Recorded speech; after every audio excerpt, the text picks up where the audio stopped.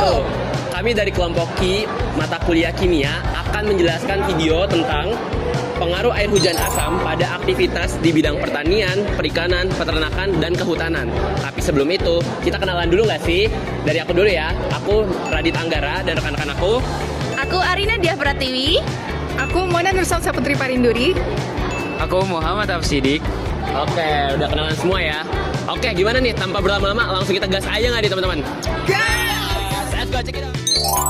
Apa itu hujan asam? Hujan asam adalah hujan yang terjadi akibat polusi udara yang disebabkan oleh emisi gas sulfur dioksida dan nitrogen oksida ke atmosfer. Hujan asam ini sering terjadi di Indonesia.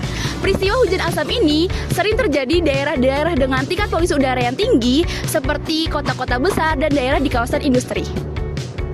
Oke teman-teman, tadi kan udah dijelasin nih terkait definisi hujan asam itu sama si Arin. Sekarang aku mau ngejelasin pengaruh hujan asam terhadap pertanian gitu ya. Yang pertama adalah penurunan pH tanah.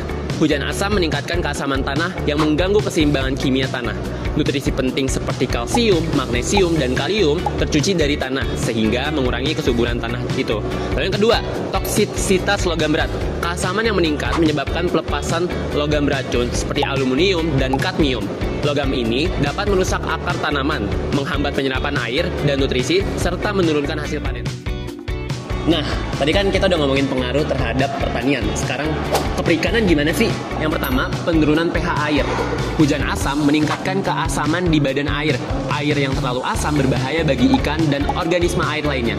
Lalu yang kedua, gangguan rantai makanan. Keasaman membunuh plankton dan serangga kecil yang merupakan sumber makanan utama ikan. Nah, pengaruh hujan asam pada peternakan apa aja sih? Yang pertama, kualitas air minum. Hujan asam meracuni sumber air yang menyebabkan gangguan kesehatan pada hewan.